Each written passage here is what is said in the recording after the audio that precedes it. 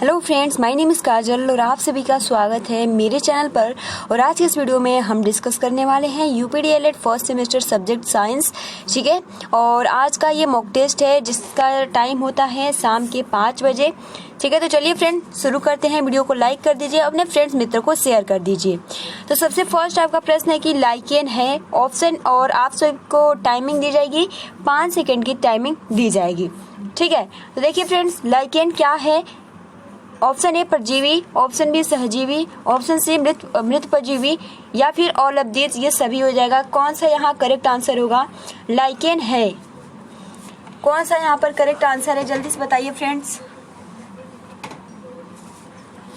तो देखिए फ्रेंड्स, यहाँ पर आपका जो राइट आंसर हो जाएगा वो हो जाएगा ऑप्शन नंबर बी, यानी लाइकेन है वो है सहजीवी। अगला आपका प्रश्न है कि परजीवी पौधा है। ऑप्शन ए अमरबेल, ऑप्शन बी चंदन, option C rafflesia, option D ये सभी। कौन सा यहाँ पर करेक्ट आंसर हो जाएगा? परजीवी पौधा, जल्दी से बताइए फ्रेंड्स। आप सभी का ऑप्शन बिल्कुल सही है, option number D. Question number 13 का आंसर होगा option number D, all of these, यानी जो परजीवी पौधा होता है वो अमरबेल पौधा भी होता है, चंदन का पौधा भी होता है और रेफ्लिसिया भी होता है। अगला आपका प्रश्न है कि कीटभक्षी, ठीक है, कीटभक्षी पौधे कीटों का भक्षण नाइट्रोजन की कमी को पूर्ण करने के लिए करते हैं। कीटभक्षी पौधे हैं option A drosera, option B nepenthes, option C utricularia, option D ये सभी। तो यहाँ पर कौन सा ऑप्शन सही होगा? जिसका प्रश्न यही है कि कीटभक्षी पौधे, ठीक है, कुछ पौधे होते हैं वो कीटभक्षी होते हैं, तो कीटों का भक्षण नाइट्रोजन की कमी को पूर्ण करने के लिए करते हैं। तो कीटभक्षी पौधे कौन कौन से हैं? क्या ड्रोसरा होता है, या नेफंथनीज होता है, या फिर यूट्रिकुलेरिया होता है, या फिर ये सभी होता है, ऑल ऑफ दीज। कौन सा राइट आंसर होगा? तो देखिए फ्रेंड्स, यहाँ पर 14 का आंसर हो जाएगा ऑप्शन नंबर डी, यानी यहाँ पे आपका तीनों ही हो जाएगा, ड्रोसरा, नेफंथनीज, यूट्रिकुलेरिया। अगला आपका प्रश्न है कि जलीय कीटभक्षी पौधा है। ठीक है, जलीय कीटभक्षी पौधा कौन है? Option A drosera, option B nepenthes, option C utricularia, option D ये सभी। मतलब जलीय कीटभक्षी, जल में रहने वाला पौधा कौन है?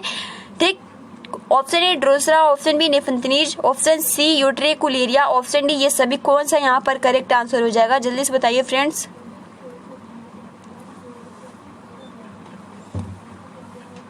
देखिए फ्रेंड्स, यहाँ पर आपका सही हो जाएगा आंसर। आप सभी का आंसर बिल्कुल सही है। जलीय कीटभक्षी पौधा है यूट्रिकुलेरिया। ठीक है, यहाँ पे जलीय कीटभक्षी पौधा है। अगला आपका प्रश्न है कि एक बीजपत्री पौधे की विशेषताएं हैं। ऑप्शन ए इनकी पत्तियों में समानांतर शिरा विन्यास पाया जाता है, ऑप्शन बी बीजों में केवल एक बीजपत्र यानी मक्का, धान, गेहूं पाया जाता है, ऑप्शन सी अ तथा व दोनों, ऑप्शन डी इनमें से कोई नहीं। तो कौन सा सही होगा? एक बीजपत्री पौधे की विशेषताएं क्या हैं? कौन सा सही होगा? ऑप्शन सी सही होगा, या फिर ऑप्शन ए सही होगा, ऑप्शन बी सही होगा, या फिर इनमें से कोई नहीं। तो देखिए फ्रेंड्स, इसका जो 16 का आंसर हो जाएगा वो हो जाएगा ऑप्शन नंबर बी। ठीक है, एक बीजपत्री की विशेषता यही होती है कि जो इनकी पत्तियां होती है वो समानांतर शिरा विन्यास पाया जाता है, और बीजों में केवल एक बीजपत्र यानी मक्का, धान, गेहूं इसका एग्जाम्पल है। अगला आपका प्रश्न है कि द्विबीजपत्री पौधों की विशेषताएं हैं। ऑप्शन ए इनकी पत्तियों में जलिकावत शिरा विन्यास पाया जाता है। देखिए फ्रेंड्स, उसमें क्या था? आपका समानांतर था, और इसमें जालिकावित शिरा विन्यास पाया जाता है। और ऑप्शन बी में बीजों में दो बीजपत्र यानी 2 दाल, चना, मटर, सरसों पाया जाता है। ऑप्शन सी अ तथा व दोनों, ऑप्शन डी इनमें से कोई नहीं। कौन सा करेक्ट आंसर होगा? द्विबीजपत्री पौधे की विशेषताएं क्या है? ऑप्शन ए इनकी पत्तियों में जालिकावत शिरा विन्यास पाया जाता है, बीजों में द्विबीजपत्र यानी 2 दाल, चना, मटर, सरसों। कौन सा सही आंसर होगा? तो देखिए फ्रेंड्स, यहाँ पर आपका आंसर जो हो जाएगा वो हो जाएगा ऑप्शन नंबर सी। ठीक है, तो ये आपको बहुत ही आसानी के साथ याद भी हो जाएगा। द्विबीजपत्री की विशेषता क्या होता है, तो जो इनकी पत्तियां होती है वो जालिकावत सिरा विन्यास पाया जाता है, और अगर वही बात करें एक बीजपत्री की तो उनकी जो पत्तियां होती है वो समानांतर सिरा विन्यास पाया जाता है। ठीक है, और उसमें का जो एग्जाम्पल हो जाता है वो मक्का, धान, गेहूं हो जाता है, और द्विबीजपत्री में चना, मटर, सरसों हो जाता है। अगला आपका प्रश्न है कि स्वपोषी मतलब कि जो अपना भोजन स्वयं बनाते हैं, यहाँ पर कौन सा होगा, जंतु, पौधे, कवक, विषाणु। यहाँ पर राइट आंसर कौन सा होगा, स्वपोषी जो अपना भोजन स्वयं बनाते हैं। Option A, option B, option C, option D, कौन सा यहाँ पे राइट होगा। तो देखिए फ्रेंड्स, यहाँ पर आपका जो राइट आंसर हो जाएगा वो हो जाएगा कि स्वपोषी जो पौधे होते हैं वो मतलब स्वपोषी होते हैं पौधे, ठीक है, जो अपना भोजन स्वयं बनाते हैं। अगला आपका प्रश्न है कि मत्स्य यानी मछली में अनुकूलन है। ऑप्शन ए, ये गलफड़ों द्वारा शोषण करते हैं। ऑप्शन बी, इनके शरीर का आकार नाव के आकार होता है। ऑप्शन डी, ऑप्शन सी, दोनों, इनमें से कोई नहीं। तो यहाँ पर राइट आंसर कौन सा होगा कि मत्स्य यानी मछली में अनुकूलन होता है गलफड़ों द्वारा, इनके शरीर का आकार नाव के आकार का होता है, दोनों हो जाएगा, या इनमें से कोई नहीं। कौन सा करेक्ट आंसर हो जाएगा। तो फ्रेंड्स, आप सभी का आंसर बिल्कुल सही है, दोनों, क्योंकि जो मछली अनुकूलन करती है जल में, क्योंकि वो गलफड़ों से श्वसन करती है, और जो इनका शरीर होता है वो धारा रेखित भी होता है, और ये आकार नाव के आकार के जैसा होता है। That's clear. अब देखिए आपका 20 प्रश्न है कि पौधों के पत्तियों द्वारा जल का वाष्प के रूप में निकलना कहलाता है। ऑप्शन ए, रसारोहण। ऑप्शन बी, वाष्पोत्सर्जन। ऑप्शन सी, जल संचयन। ऑप्शन डी, इनमें से कोई नहीं। तो कौन सा यहाँ पर करेक्ट आंसर होगा, ए होगा, बी होगा, सी होगा, कौन सा होगा, जल्दी से बताइए कि पौधों की पत्तियों द्वारा जल का वाष्प के रूप में निकलना कहलाता है रसारोहण, वाष्पोत्सर्जन, जल संचयन, इनमें से कोई नहीं। कौन सा यहाँ पे राइट आंसर होगा। बिल्कुल सही, आप सभी का आंसर बिल्कुल सही है। यहाँ पर जो करेक्ट आंसर हो जाएगा वो हो जाएगा वाष्पोत्सर्जन। ठीक है, पत्तियों द्वारा जल का वाष्प के रूप में निकलना कहलाता है वाष्पोत्सर्जन। अगला आपका प्रश्न है कि पत्तियों का रंग हरा होता है सेल्यूलोज के कारण, पर हरिम के कारण, क्लोरोप्लास्ट के कारण, या फिर ऑल ऑफ दिस, ये सभी। तो पत्तियों का रंग हरा क्यों होता है, बहुत ही इजी और बहुत ही महत्वपूर्ण प्रश्न है, जल्दी से बताइए फ्रेंड्स, यहाँ पर कौन सा आंसर सही होगा। तो पत्तियों का रंग हरा क्यों होता है, तो देखिए क्लोरोफिल के कारण यानी पर्णहरिम के कारण जो होता है वो पत्तियों का रंग हरा होता है। ठीक है, तो यहाँ पर आपका ऑप्शन बी हो जाएगा। अगला आपका प्रश्न है जो कि बहुत ही महत्वपूर्ण है, वायु है। ऑप्शन ए, विषमांगी मिश्रण। ऑप्शन बी, शुद्ध पदार्थ। ऑप्शन सी, यौगिक। ऑप्शन डी, समांगी मिश्रण। क्या लग रहा है आपको, कौन सा यहाँ पर सही होगा। तो देखिए फ्रेंड्स, बहुत ही महत्वपूर्ण जो आपका राजन सीरीज है उसमें गलत दिया है, वायु को क्या बोला है, विषमांगी मिश्रण, जो कि गलत है। विषमांगी मिश्रण की परिभाषा क्या होता है कि जिसको हम देख सकते हैं, ठीक है, लेकिन जो क्या आपने हवा को देखा है, मतलब हमारे चारों तरफ हवा रहता है लेकिन हम उसको नहीं देखते हैं, तो जिसको हम नहीं देखते हैं वो क्या होता है, समांगी मिश्रण, और जिसको हम देखते हैं वो होता है विषमांगी मिश्रण। जैसे कि विषमांगी मिश्रण आपका पानी और रेत हो गया, ठीक है, तो वो तो विषमांगी मिश्रण में आ सकता है। लेकिन अगर हम बात करें समांगी मिश्रण में, तो हम जिसको देख नहीं सकते, ठीक है, उसको हम समांगी मिश्रण कहते हैं। तो इसलिए जो आपका वायु है वो समांगी मिश्रण है, जो कि बहुत ही महत्वपूर्ण ये प्रश्न है।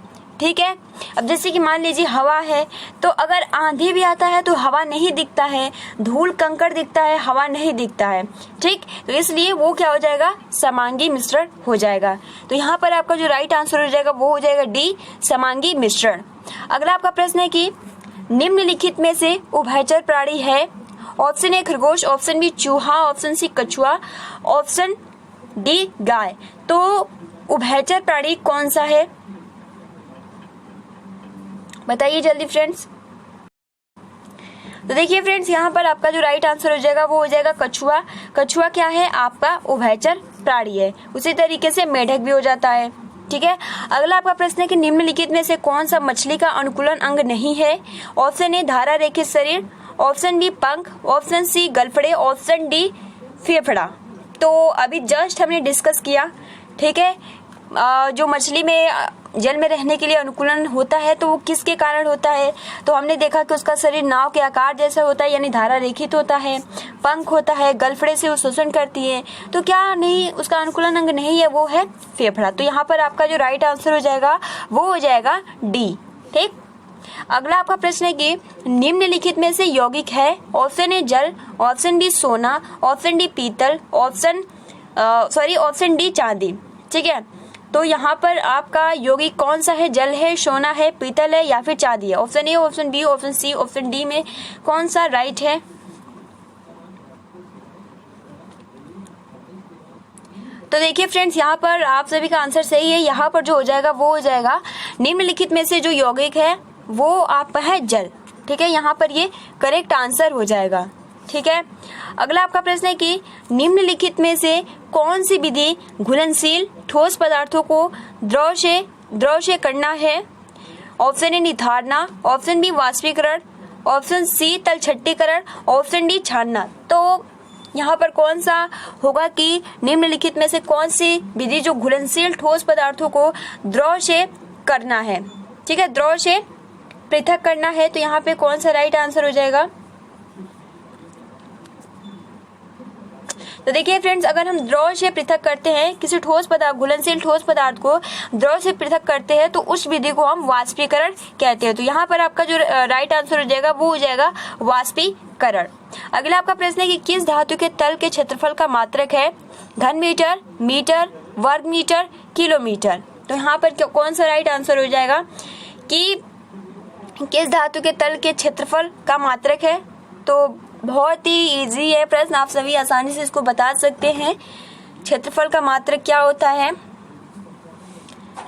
आप सभी का आंसर बिल्कुल सही है। यहाँ पर हो जाएगा ऑप्शन नंबर सी। ठीक है, अगर कभी भी क्षेत्रफल का मात्रक होता है तो वो होता है तल के क्षेत्रफल का मात्रक वर्ग मीटर। तो यहाँ पर आपका 66 का जो आंसर हो जाएगा वो हो जाएगा 100।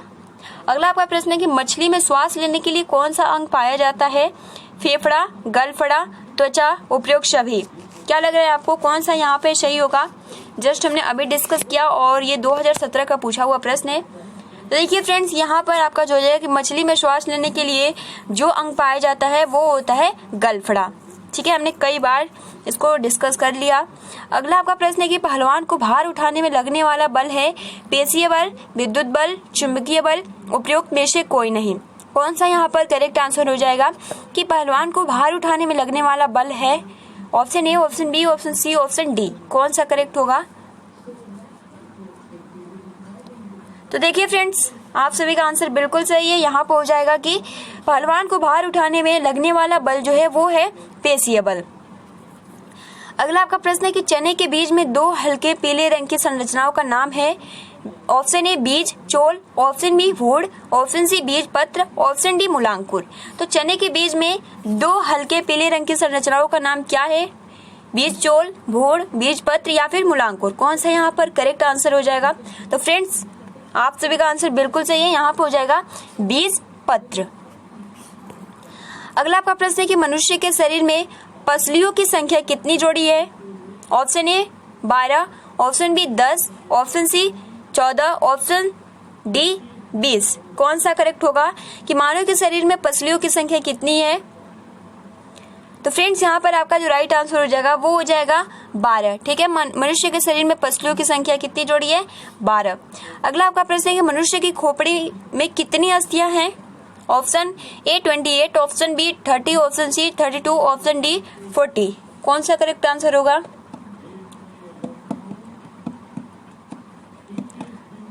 बिल्कुल सही, आप सभी का आंसर अ आ रहा है, यानी यही सही है। ठीक है, मनुष्य की खोपड़ी में कितनी अस्थियां है? वो है 28। अगला आपका प्रश्न है कि दौड़ने हेतु उपयुक्त अनुकूलित प्राणी है। ऑप्शन ए चमगादड़, option B antelope, option C uromastyx, option D siren. तो यहाँ पर कौन सा करेक्ट आंसर हो जाएगा?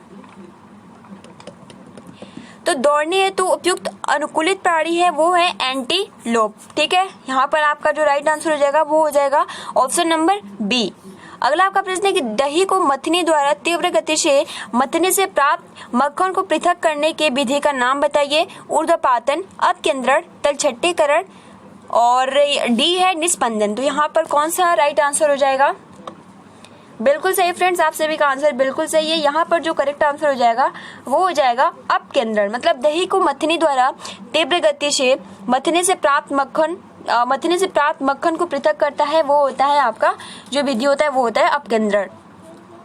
अगला आपका प्रश्न है कि सुसुप्त पौधा कहा जाता है जड़ को, बीज को, फूल को, पत्ती को। तो यहाँ पर आपको कौन सा राइट आंसर होगा? तो देखिए फ्रेंड्स, आप सभी का आंसर बिल्कुल सही है। सुसुप्त पौधा कहा जाता है वो कहा जाता है बीज को। ठीक है, option number B correct. 1 foot बराबर होता है 26.48 centimetre, option B 28.48 centimetre, option C 29.48 centimetre, option D 30.48 centimetre. क्या होगा? 1 फुट बराबर होता है, तो देखिए फ्रेंड्स 1 फुट बराबर होता है 30.48 सेंटीमीटर। ठीक है, ऑप्शन नंबर डी। अगला आपका प्रश्न है न्यूटन का गति संबंधी कौन सा नियम क्रिया प्रतिक्रिया का नियम है? ऑप्शन ए प्रथम नियम, ऑप्शन बी द्वितीय नियम, ऑप्शन सी तृतीय नियम और ऑप्शन डी इनमें से कोई नहीं। तो यहाँ पर कौन सा करेक्ट आंसर होगा कि न्यूटन का गति संबंधी कौन सा नियम क्रिया प्रतिक्रिया का नियम है? तो फ्रेंड्स आप तीनों भी बता सकते हो। यहाँ पर आपका जो राइट आंसर हो जाएगा वो हो जाएगा तृतीय नियम। ठीक है, अगला आपका प्रश्न है कि बल की इकाई है अर्ग, डाइन, वॉट, कैलोरी। तो यहाँ पर आपका राइट आंसर क्या होगा? बल की इकाई क्या है? अर्ग है, डाइन है, वॉट है, कैलोरी है। कौन सा करेक्ट आंसर है? तो देखिए फ्रेंड्स, यहाँ पर आप सभी का आंसर बिल्कुल सही। यहाँ जो आंसर हो जाएगा बल की इकाई है वो हो जाएगा डाइन। अगला आपका देखिए फ्रेंड्स, अगला आपका प्रश्न है कि पत्ते का रूपांतरण है। ऑप्शन ए पत्र प्रकालिका, ऑप्शन बी सल्ककंद, ऑप्शन सी पर्णथैली, ऑप्शन डी परित मूल। बहुत ही महत्वपूर्ण प्रश्न है, जल्दी बताइए। हमने बहुत ही अच्छे से डिस्कस किया था। इसका आंसर क्या होगा? ऑप्शन ए पत्र प्रकालिका, ऑप्शन बी सल्ककंद, ऑप्शन सी पर्णथैली, ऑप्शन डी परित मूल। कौन सा यहाँ पर करेक्ट आंसर हो जाएगा? तो देखिए फ्रेंड्स, अगर मैं बात करूं तो आपका जो राजन सीरीज है उसमें गलत दिया है। वहाँ जो दिया है पत्ते का रूपांतरण है उसमें दिया है पत्र प्रकालिका, जो कि गलत है। ठीक है, यहाँ पर आपका जो राइट आंसर हो जाएगा पत्ते का रूपांतरण है वो है पर्णथैली। जैसे कि मैं अगर आप सभी को दिखाऊं कि पत्ते का रूपांतरण कौन कौन सा है, तो चलिए फ्रेंड एक बार हम देख लेते हैं, है ना। फ्रेंड्स, ये आपके पत्ते के रूपांतरण है। सबसे पहले तो पत्ते का प्रतान होता है, उसके बाद पर्णशूल होता है, पर्णशल्क होता है, पर्णघट्ट होता है, पर्णथैली होता है, ठीक है, पर्णावृंद होता है और पत्रक प्रतान होता है। ठीक, तो ये आपका होता है। तो आपका यहाँ क्या था? वहाँ पे पर्णथैली, तो इसलिए यहाँ पर आपका पर्णथैली हो जाएगा। ठीक है, जिसका एग्जाम्पल जो हो जाता है वो हो जाता है यूट्रिकुलेरिया। ठीक है, तो आप इसको अच्छे से चाहो तो स्क्रीनशॉट ले सकते हो, है ना।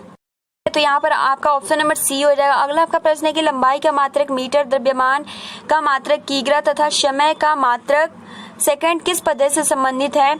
ऑप्शन ए एमकेएस पद्धति, ऑप्शन बी एफपीएस पद्धति, ऑप्शन सी सीजीएस पद्धति, ऑप्शन डी उपयुक्त सभी। तो कौन सा यहाँ पर करेक्ट आंसर हो जाएगा? लंबाई का मात्रक, द्रव्यमान, ठीक है, कौन सा सही होगा? देखिए फ्रेंड्स, यहाँ पर आपका जो करेक्ट आंसर हो जाएगा वो हो जाएगा ऑप्शन ए एमकेएस पद्धति। अगला आपका प्रश्न है कि फल का पेड़ से गिरना उदाहरण है चुंबकीय बल, घर्षण बल, गुरुत्व बल, पृष्ठीय बल। कौन सा यहाँ पर करेक्ट आंसर हो जाएगा? तो वो हो जाएगा आपका ऑप्शन नंबर सी, बिल्कुल सही, गुरुत्व बल। अगला आपका प्रश्न है कि बालू और लोहे के छीलन से पृथक किया जाता है बीन कर, चुंबकीय पृथक कर, फटक कर, चाल कर। कौन सा? यहाँ बहुत ईजी प्रश्न है, आप आसानी से बता सकते हो। ठीक है, तो बालू और लोहे के छीलन को पृथक किया जाता है ऑप्शन नंबर बी, चुंबकीय पृथक्करण द्वारा। ठीक है, बालू और लोहे की छीलन को पृथक किया जाता है चुंबकीय पृथक्करण द्वारा। अब देखिए फ्रेंड्स, जो आपका उसमें भी अगर मैं बात करूं तो वहाँ बालू और लोहे के छीलन को पृथक किया जाता है, यहाँ दिया है चाल कर, जो कि गलत है।